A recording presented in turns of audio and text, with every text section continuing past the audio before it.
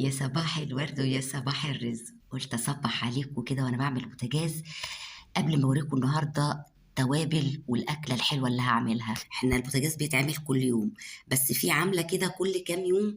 في عامله كده بتبقى عيون بازاز بفرن، العامله الكبيره الشنيعه المتعبه دي، بس مش مشكله. طبعا ولادي عايزين يجربوا النهارده يعملوا بطاطس شيبسي اللي هي الحلزونية دي. فأنا كنت زمان جايبة لهم جهاز كده، مش جهاز، بتاع حديدة كده طويلة كده، وبتحط جوه تتغرز جوه البطاطساية وتلف تعمل الشكل الحلزوني. أنا هوريها لكم دلوقتي. فالمهم أنا رميتها، يعني حسيت إن شكلها بقى حلو، مش حلو كده ولونها غير، فرميتها. قلت لا، يعني أبقى أجيب لهم واحدة جديدة.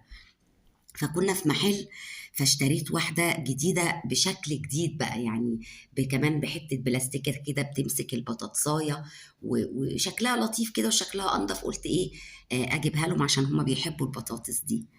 جبتها بقى وقالوا لك نجربها النهاردة. قلت بس إيه، أخلص البوتاجاز حتى هتلاقيهم إيه رايحين جايين داخلين طالعين عليا. واحد عايز مكرونة محمرة، والتاني عارفين المكرونة المحمرة دي، البيضة اللي تحمريها وتعمليها زي الرز كده، عيالي بيحبوها. واحد طلب المكرونة دي والتاني عايز البطاطس دي. قلنا بقى نعمل البطاطس الحلزونية الأمورة الجميلة ديت. اضحكوا بقى وشوفوا انا ما عنديش خلق بصراحة، ما عنديش خلق للحاجات اللي ما بتنفعش دي، وللأسف رميتها في الآخر، يعني رميتها في الزبالة وانا لسه شارياها. بس خلاص يعني فتحتها واستعملتها وما نفعتش. وبجد البتاعة دي فاشلة فاشلة فاشلة.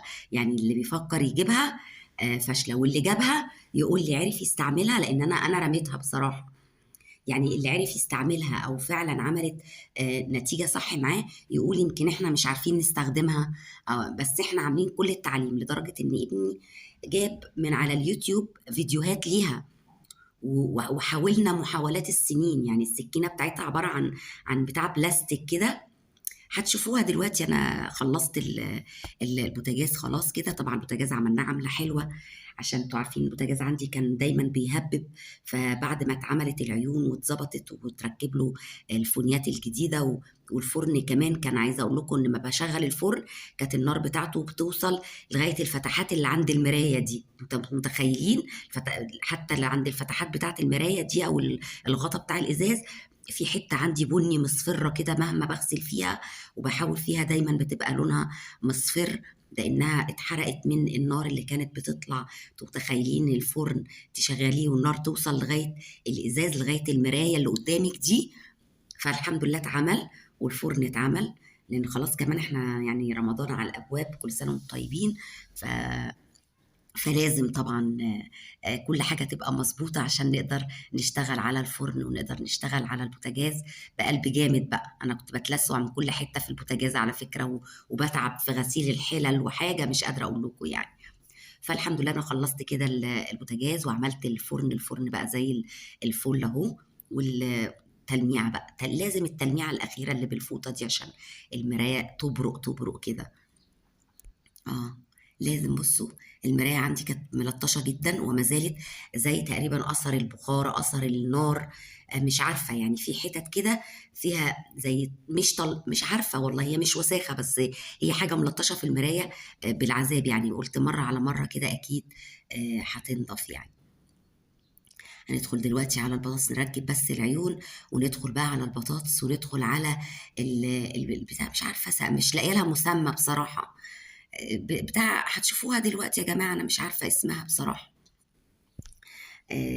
طبعا هنا كنا إيه، غسلت المواعين كمان، وقلت إيه ألملم وأشرب بقى نسكافيه، ألملم الدنيا. تعالوا نعمل المكرونة، نحمر المكرونة ونسيبها بقى وندخل على البطاطس.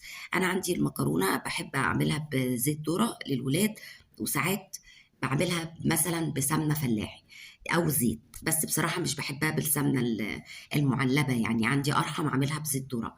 هنا كنت بوريكم الاسباتولا دي، عايزة أقول لكم إن الاسباتولا دي غالية واصفرت ولونها غير من الحرف بتاعها. وانا عندي واحده رخيصه من العاديه خالص اللي في المحلات بتاعت 2.5 و5 جنيه والحاجات دي، والله ما حصل لها حاجه. ودي جايباها انا غاليه، وبصوا اتحروقت. يعني على فكره ساعات مش كل دايما الغالي بيبقى حاجه كويسه، ساعات في الحاجات اللي هي الرخيصه دي، زي العلب اللي انا جبتها، بتاعت البقوليات والباسكيتات والحاجات دي. الحاجات دي انا جايباها رخيصه جدا، وما شاء الله جميله ونفعت وحلوه وما فيهاش اي مشكله. يعني عايزه اقول ان مش كل حاجه رخيصه تبقى وحشه على فكره. هنا بقى ايدك على المكرونه على طول، عشان تاخد لون واحد على قد ما تقدري، تخلي المكرونه كلها لون واحد زي ما انتم شايفين. طبعا بغمقها انا شويه سنه عن مثلا ما بحمر الشعريه. بغمقها ليه؟ اول ما بتحطي الميه بلونها بتفتح جدا، ويعني لازم تبقى شكلها متحمر كده، يعني غامقه شويه. هنا انا خلصت المكرونه وحمرتها وركنتها، عشان مش هحط بقى الميه لما اخلص البطاطس. انا كان في دماغي هعمل بطاطس صوابع، او في دماغي هعمل بطاطس شيبسي للولاد. فكنا بقى، هو لما قال لي البطاطس الحلزونيه افتكرت الجهاز ده، وقلنا نستخدمه. دي بقى اهي، هو ده اللي بقول لكم عليه بتاع البطاطس. بيطلع بحاول اوريكم شكل البطاطس بيطلع عامل ازاي، زي الدواير كده بس كلها ماسكه في بعض. فقلنا بقى هنعمل بقى فرحانين. فحتى ابني واقف لي وقال لي انا اللي عايزه انا اشتغل بيها واعملها يعني. قلت تمام، انا اقشر له البطاطس وهو يعملها.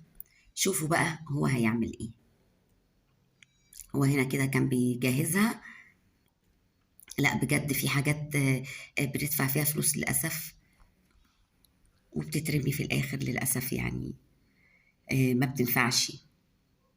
هنا بقى هو المفروض احنا ايه، فضلنا نعمل كده، بس عرفنا ان ايه المفروض نحط البتاع البيضة اللي على الرخامة دي، نمسك بيها البطاطساية، وبعد كده ندخل السيخ المحمي في نص البطاطساية. خليكم بس تركزوا كده. هي ليها دراع كده اصفر اهو، اللي هو البلاستيك ده، والدراع ده خارج منه القطعه عامله زي، المفروض انها زي السكينه.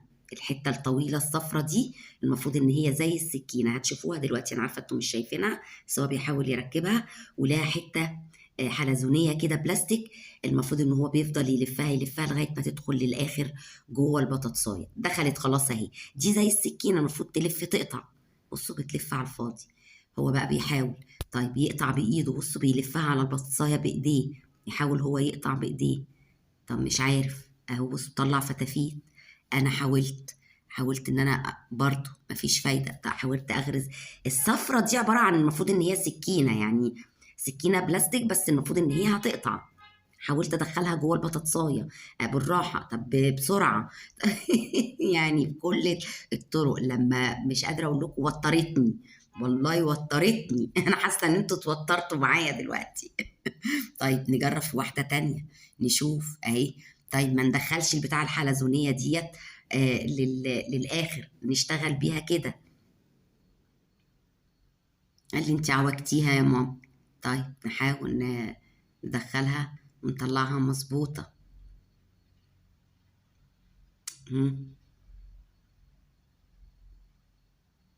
اهو ندخل بتاع اللي تحت دي اهو. قال لي لازم دي، طبعا دي محشور فيها حتت بطاطس اهي اللي انا بنضفها دي. المفروض دي حلزونيه كده، المفروض تلفي تدخل جوه البطاطسايه. انا بقى بلف وهي بتلف على الفاضي. مفيش اي جديد. مفيش. والله انا اخد قهوه وانتوا شوفوا اللي بيحصل.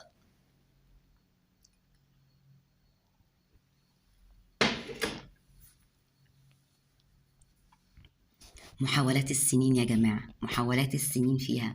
بالله عليكم لو حد جربها يقول لي إن هي فشلت معاه زينا كده، ولا حد عرف يستخدمها. يعني لو عرفتوا تستخدموها عرفوني ايه الغلطة اللي احنا عملناها، او هي بتستخدم ازاي، مع ان احنا شفنا فيديوهات يعني.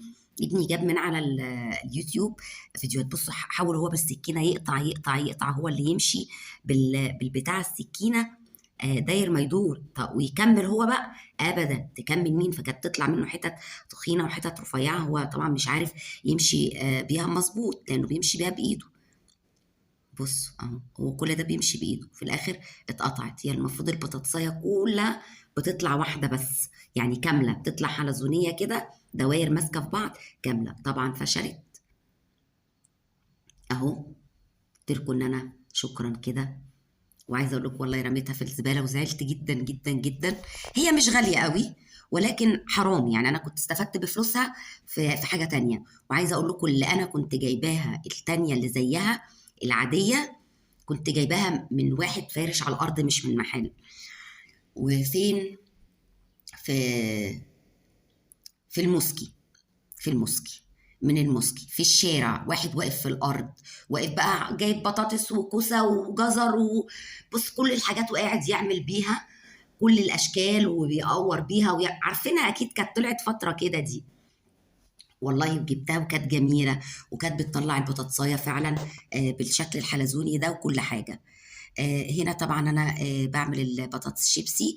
انا بحب اقطع طبعا على القطاعه، بس انا بوريكي ان انت لو مش عايزه تقطعي القطاعه تقدري كمان تعمليها بايدك كده، وهتطلع برضو وحدات شيبسي. لكن طبعا انا مش بعرف اقطع على ايدي كويس، يعني انا مش بحب وبستسهل اكتر التقطيع على القطاعه. طبعا مش عارفه الكاميرا انا مش واخده بالي منها، ولكن انا قطعت زي ما انتم شايفين الشيبسي بالشكل ده. المكرونه اهي زي ما انتم شايفينها متحمره ومركونه على جنب.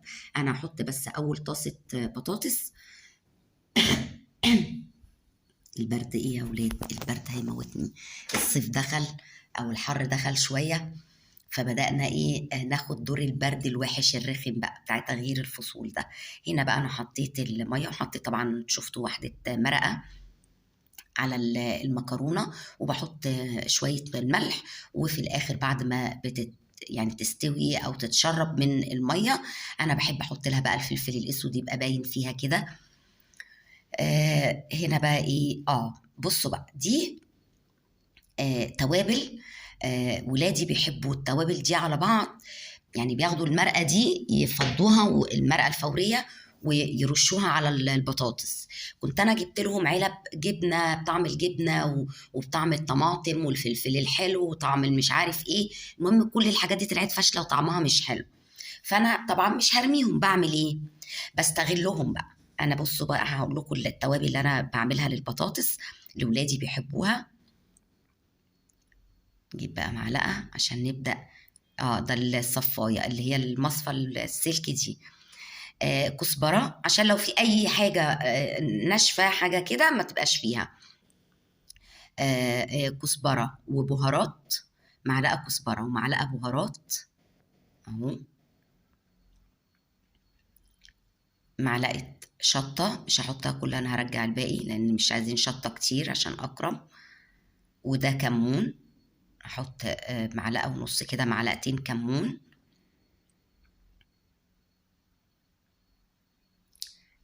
ده بقى التوابل. عارفين البهارات بتاعت الكبسة؟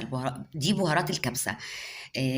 كانت واحدة حبيبتي خديجة الله يصبحها بالخير، كانت جايباها لي معاها من السعودية. البهارات الكبسة طعمها حلو قوي قوي قوي زي المرقة، فاولادي بيحبوا طعمها، فبحط منها اكتر شوية. وبحط فلفل اسود وبحط ملح. ودي العلبة اللي هي بتاعت البهارات فيها بقى ايه حبة ايه من المرقة كده. والتوابل مسكوا في بعض، فقلت ايه برضو اعملهم في المصفى كده وهرسهم بالمعلقه. يعني اخليهم زي البودره تاني اهو. هحط كمان جوزة الطيب، اولادي بيحبوا طعمها فيها جدا. وطبعا هحط مرقه فوريه، دي من الاساسيات. هنا دي احط حاجه بسيطه جدا من حبهان مطحون، حاجة بسيطة جدا من الحبهان المطحون. دي طعم الجبنة أهو، دي العلب اللي أنا جبتها لولادي اللي ما حبوهاش خالص لوحدها طعمها. يعني كانوا لما يجيبوا بطاطس كده من المحلات السوري كانوا يلاقوا عليها الجبنة، البهارات الجبنة دي، وهيتجننوا يجيبوها. أجيبها من العطار سايبة، لا مش هي يا مامي. نجيبها مش عارفة ازاي من عطار تاني، مش هي يا مامي. جبنا الناس لقينا بقى ترندات وناس طلعت قالت إن الماركة دي هي اللي فيها الطعم الجبنة الحلو بتاع. طلعت مش هي خالص. فانا استغليت ان انا ايه احشرها في النص كده في التوابل، يعني احشرها في النص كده. اهو هنا طبعا ده بطعم الفلفل الحلو وطعم الجبنه. بحاول ان انا ادخلهم جوه التوابل نستغلهم، وفي نفس الوقت ان حرام مش هرميهم يعني، لان كانوا غاليين كمان وقت انا ما جبتهم يعني. كانوا ترند ولسه شامين نفسهم، فكانوا غاليين. هنا ده جوز الطيب، هعمل كام رشه كده من جوز الطيب اهو. وهحط المرقة الفورية بقى. احط واحدتين. انا هزود على فكرة كمان مرقة فورية، لان هم بيحبوا طعم المرقة. هم كانوا بياخدوا المرقة دي لوحدها ويرشوها على البطاطس يا جماعة والله العظيم. فقلت لا، احشرها لهم وسط التوابل كده عشان ما تبقاش المرقة بس لوحدها يعني. وبياخدوا المرقة طبعا، بياخدوا على طبق البطاطس واحدة مرقة او اتنين. فلا انا واحدة اتنين تلاتة مثلا هحطها. انا زودت واحدة جوه العلبة كمان على فكرة، وقلبتها كويس. وهي دي التوابل كده اللي بعملها للبطاطس، ولادي بيحبوها جدا جدا جدا. وادي الشيبسي طلع اهو، ومقرمش ومتحمر وجميل، بس ولادي بيحبوا لونه فاتح يعني. واحسن ان انت تطلعيه لونه فاتح كمان، ما يطلعش محروق، عشان الشيبسي بيبقى ليه الطعم بتاع الحروقه ده بيبان فيه بسرعه جدا. وادي المكرونه بعد ما اتشربت، هي هتحسوا فيها بوريكم ان فيها ايه، سنه ميه كده. ولادي بيحبوهاش ناشفه قوي. وده كان الفيديو النهاردة، يا رب يكون عجبكم. ما تنسونيش باللايك. أشوفكم في فيديو جديد.